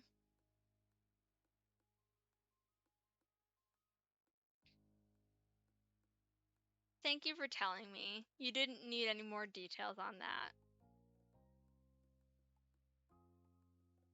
It's the Steven Universe movie. We just finished watching the 5 seasons of the show, so next up is the movie and then the 1 season feature. I'm pretty hyped. Don't mention it. You are most welcome, Blake. It was a fulfilling discussion, all told. I feel like we know each other a lot better now, wouldn't you say? His eyes said more than his words did, and both were saying an awful lot. You met his gaze steadily, in spite of the heat in your stomach. You passed the rest of the meal with idle chatter, exchanging anecdotes and silly stories. Everything was easier with some good food at hand. Eventually, dinner ended, the dishes were cleared, and the bill sent for. One of the things you discussed was who'd pay. Um,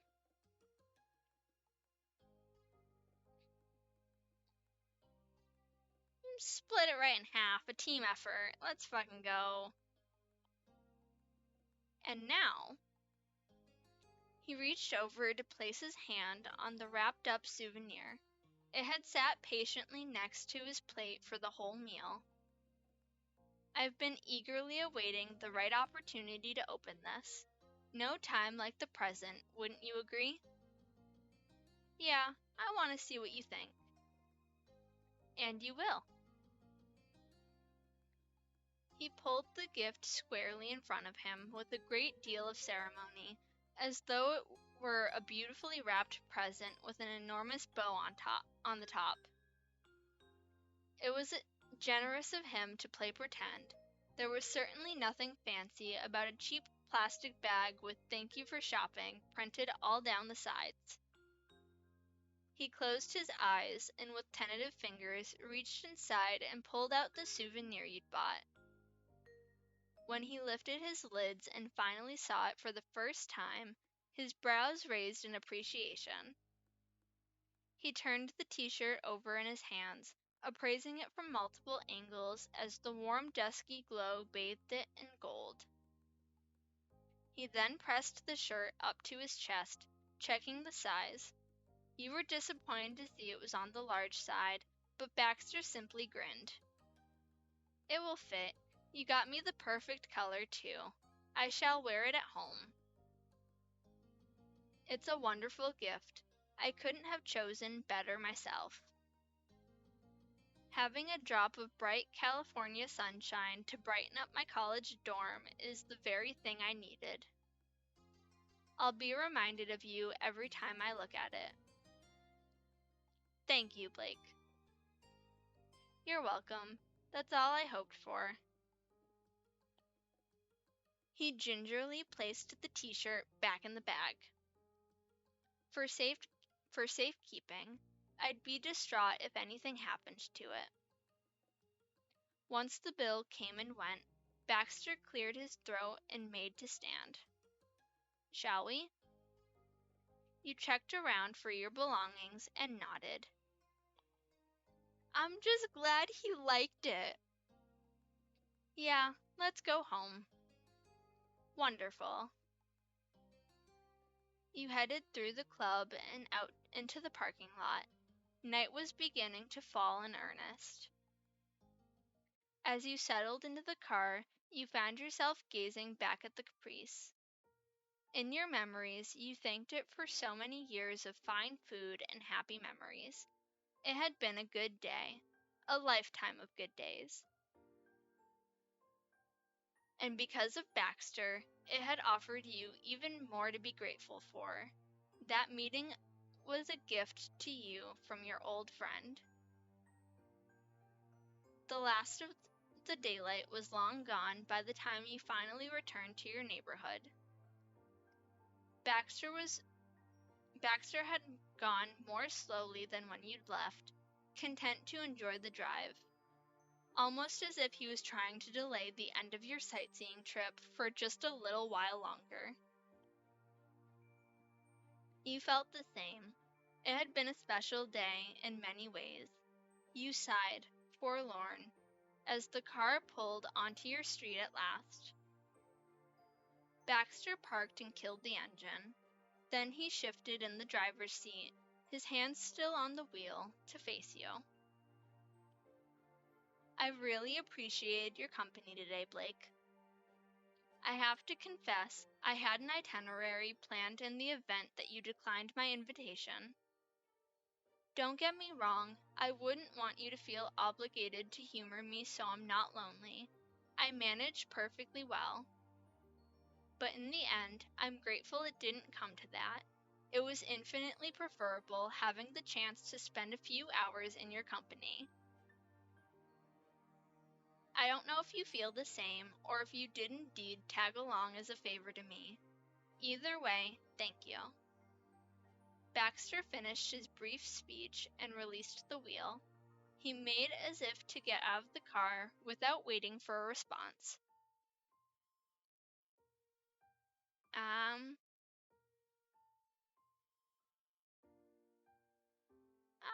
was happy to do it." "No, yes, I was happy to do it." He glanced back, eyes bright. Baxter was awfully pleased, making no attempts to hide that fact. You realized that he'd really been asking you a question.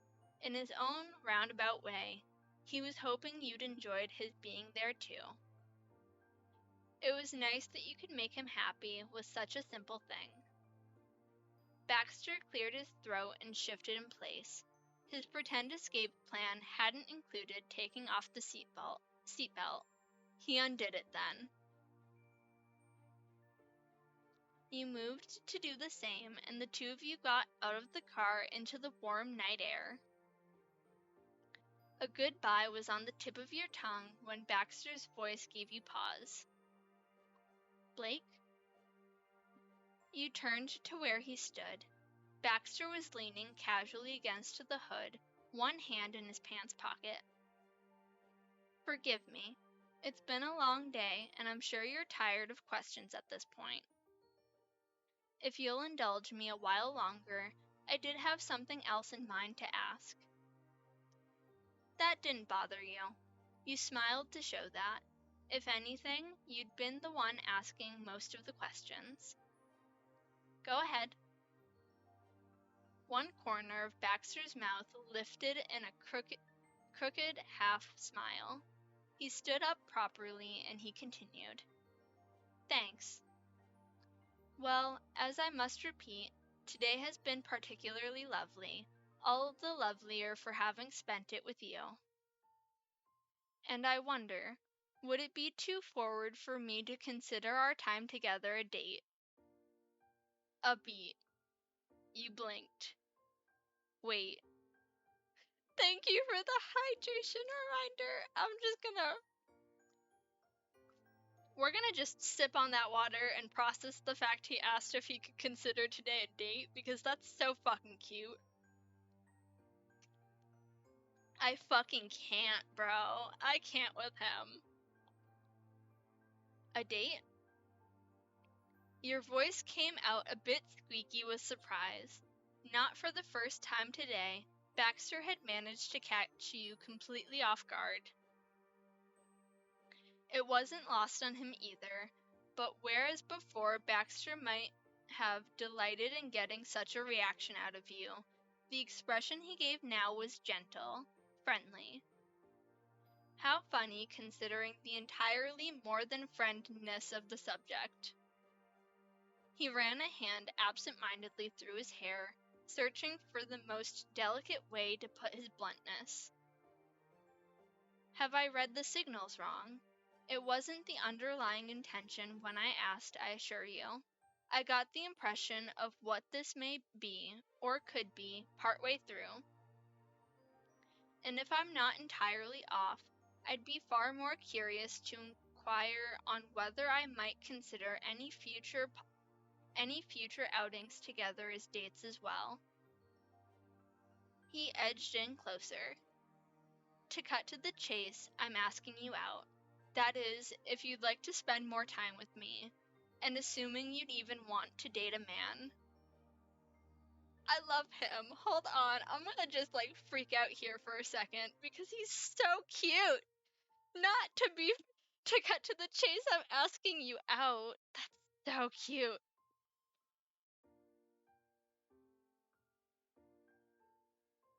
No, why would you want to date me? Cute. Thank you, Hunter. I appreciate it. Yeah, I think we're coming to the end here soon. Honestly, I'd be open to dating you. Then well, before I get too carried away in excitement, I must own the fact that this is not a grand romantic overture. I doubt you would believe me if I was claiming to be your one and only for all time. He placed a palm to his chest and met your gaze with a crooked smile. I am nominating myself as a suitor for the season, a charming summer adventure, no more, no less. Not only you would describe it like that, so fling, basically. Baxter laughed, self-efficating. You could certainly put it that way.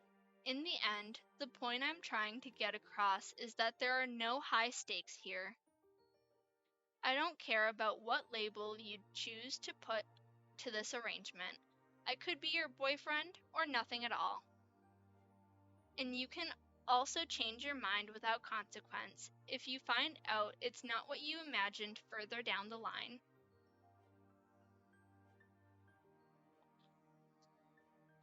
If that's how you feel, I can live with it. At your words, he beamed at you, his face bright in the darkness. Thank you. You've already given me so much of my time here. I've been very fortunate to have you as my neighbor, and for now, as something else. His tone was measured and polite as ever, but you couldn't help but hear an excited edge to the words. as if he were internally bouncing on the balls of his feet with anticipation because he wouldn't do it on the outside. This smile of Baxter's was your favorite. Seeing it, you were already glad to have accepted his offer. On top of your own personal feelings, it was cute to have such an impact on him. Underneath his peculiarities, Baxter was a sweetheart. But once the initial rush had died down, your thoughts drifted to more practical matters. What would you say to people? What would you call this thing between you? You put the question to Baxter, whose eyes lifted up along the edges. Would you care if I told my family or not? My friends are gonna find out for sure, though. What a delightful first concern. It's up to you how we go about it. If it's not something you feel comfortable talking about, then I wouldn't insist. My preference would be not to treat it as a secret, however. I'm proud to be doing this. But again, I'm a visitor, and this is your home. The choice is ultimately yours.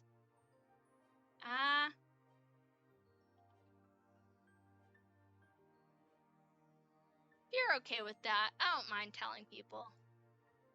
Excellent. I'll speak casually about it then. My parents are likely to hear the news eventually, though I don't expect you to speak to them. Oh, all right. Now, as much as it pains me to say, I shouldn't keep you any longer. Thank you again for a wonderful day, Blake. If ever you want another, you can call or text me. I'm very able to drop what I'm doing and come see you. Or alternatively, you're welcome to come by my place whenever it strikes you. I'll be in touch too, though, so don't feel pressured to initiate. He lifted his hand in a cheery wave, staying put in order to see you head home. Have a good night. At this, the closing moment of your day together, it struck you how much of an impact he'd had on you in such a short time. You cast your mind back further, to 5 years ago. It was still so surreal to think about, the mysterious boy who had vanished without a trace once the night was over. Not only had he shown up after all this time, but he'd moved into the neighborhood, and now you were dating? The absurdity made your head spin. Your chest ached with a profound emotion that you didn't have a name for, like you were seeing the beauty and complexity of the universe laid bare. But you could mull over those thoughts another time. It was getting late, and he was waiting for you. In your parting moment with Baxter, you...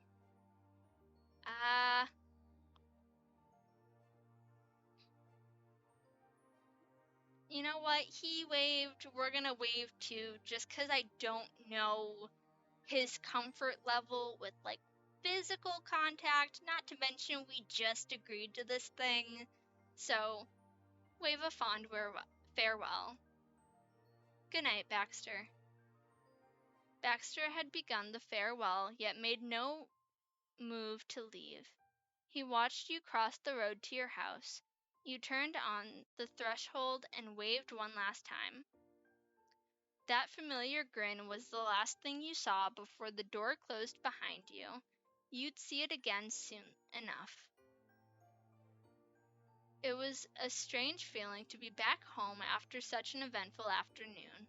So much happened in the space of a few short hours, and so much had changed. Of course, where you were right then couldn't be described as without excitement. You were greeted almost immediately by footsteps approaching from the hallway. Sweetie, you're back. I heard the door open. Mom's laugh rang out from behind her, out of the pan and into the fire. Whoa there. No need to jump on Blake without giving them a chance to take their shoes off. For all we know, it's been a very informative and tiring day. Ma came up in front of you, and Mom appeared over her shoulder. You could see the smirk on Mom's face to go along with the pointed implication in her choice of words. For all that Mom appeared to be tempering Ma's enthusiasm, they were both guilty of speculating what you were up to all day, and now it was their chance to finally find out. While her wife rested a hand on her shoulder, Ma beamed angelically, the picture of innocence. She was the last person to bowl someone over the minute they got home. Honest. What's going on exactly? Your sister's voice drifted over from the couch. Liz had been sitting watching TV, but spun round to see what the commotion was about, her show forgotten. The gang was all there, and in only a matter of seconds. So how did it go? Did you have a nice time with our new neighbor? Oh, so that's where you've been all afternoon. Out with a gentleman caller. How charming. Your sister leaned over the back of the couch with a biting grin on her face. She could have given Baxter a run for his money. Yes, Blake was getting to know Mr. Ward. The rest of us would like to know him as well.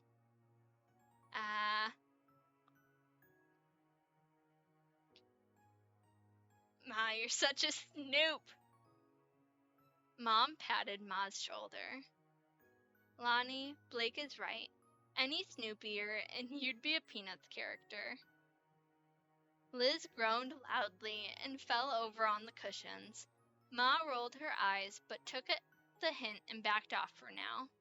Mom spoke in a stage whisper to you as she went past. But don't forget that your poor mom might explode if you decide to play the long game. We wouldn't want that either, right? Ma gleefully squeezed the hand still on her. All was forgiven. With that, the immediate attention around you dispersed, and you were free to collect your thoughts. Slowly, everyone drifted towards the kitchen counter, where they sat ready and waiting to hear the whole story. You kicked off your shoes. Ma wouldn't allow you to drag dirt in the house, even when she was trying to curry favor. And then you went over and pulled up a stool. There was one major event of the outing. You and Baxter were dating. It would be the last bit of personal info they ever would have expected about the new neighbor.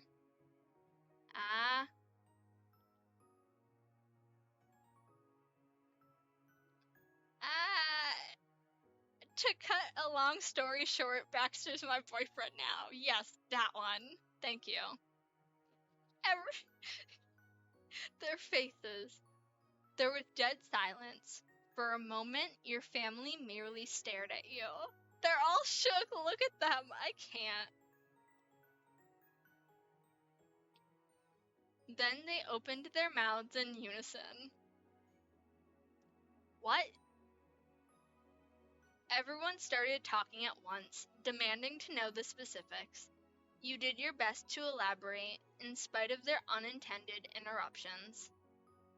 Basically, he asked me at the end of the day if it was considered a date, and if so, whether or not I'd want to have more dates with him. I said yes to both of those, so, yeah, that's it in a nutshell. Liz managed to recover her senses a little after your explanation. Her shock gave way to something else, something more twisted. She grinned wickedly, and her eyes flashed with amusement. Well, that has to be a record, at least on this street. Someone give that man an award. Hi, Jojo. She said it with relish, giggling to boot. She was enjoying this too much to let you live it down in a hurry. Across from you, Mom snorted with sudden laughter. Well, at least we know one thing for sure about our new neighbor. He doesn't waste any time. She judged him accurately. That's exactly how you'd describe Baxter. A hurricane couldn't have swept you off your feet half so fast as that. Next to her, Ma continued to blink in stunned silence. Of your parents, Ma was usually the one to encourage you to be social and make new connections with people. She'd basically shoved you out the door to go find out more about the new guy. The idea that you might get this involved with Baxter hadn't even crossed her mind, perhaps sensing Ma's hesitance. Liz chimed back up. Teasings aside, congrats, little sibling. It's not all on him. You know how to charm a guy, and he's lucky to have you. Well said, Liz. Baxter knows quality when he sees it. Now hopefully his properness isn't actually just an act. Mom's face over here, I can't. What's going on right now? You take care and be safe, kiddo. I hope you have a fun summer. And if not, we can always make sure he never sets foot in the state ever again. Jesus. My family is so intense, y'all. I can't. This, finally, was what jolted your ma out of her state of shock. She bapped her wife playfully on the arm in rebuke. Pam, what did we agree about that kind of shovel talk? We shouldn't resort to threats, especially not about someone Blake cares for. She smiled sweetly, recovering her buoyant energy somewhat. And don't have to, regardless. If Baxter did anything wrong in this new relationship you have together, the guilt would eat him alive, I'm sure. Mom gave another hearty laugh and put an arm around Ma. They were 2 peas in a pod, the pair of them. Ma faced you fully, apparently more at ease now that the ice had been broken. I agree, sweetheart. Baxter is very fortunate to have the chance to get to know you. Make the most of it, all right? Being able to see you happy is good enough for us. I love my little family. Thanks, everyone. Don't mention it, honey. Thank you for telling us. In spite of the inevitable ribbing, it felt good to have opened up about that. In their own ways, they all wanted you to know they were on your side no matter what choice you made. As the night wore on, your moms and Liz ended up chatting amongst themselves, engrossed in the conversation to the point where you were able to slip away unnoticed. On the way upstairs to your room, you found yourself glancing back at the front door, as if to catch another glimpse of Baxter over the street. You really hoped he got what he wanted out of the sights he saw. Sunset Bird was a special place to you. If you were lucky, then maybe Baxter had come to realize that as well. You'd certainly reached more of an understanding of him, one way or another. Yet you were positive there was much still buried underneath the surface, so much more to his character than there had appeared to be at first glance. But you didn't mind. You'd known each other for such a small part of your lives. Of course, a single outing wouldn't be enough to quantify an entire person. What was special was that it might not always be that way. Currently, he was the bowling alley, shiny and new, but someday you might be as familiar with Baxter as you were with the shopping street and the Caprice. This day was just one more wonderful step in that direction. That was so fucking cute. Shut up. I love them. Can you tell I have a favorite? I try so hard, cause don't get me wrong, I love all 3 of them. But I got a teeny tiny sprinkle of favoritism. Just a smidge. Story of the game was great. Awesome. Hunter, I'm glad you enjoyed getting to know Baxter a bit more, and I look forward to showing y'all more of him for the rest of this week. I think it's going to be a lot of fun. Uh, on that note, it is time for me to wrap up. I know we ran a little longer today. If I'm being honest, I kind of expect that with most of these moments. And then I don't think I made it known.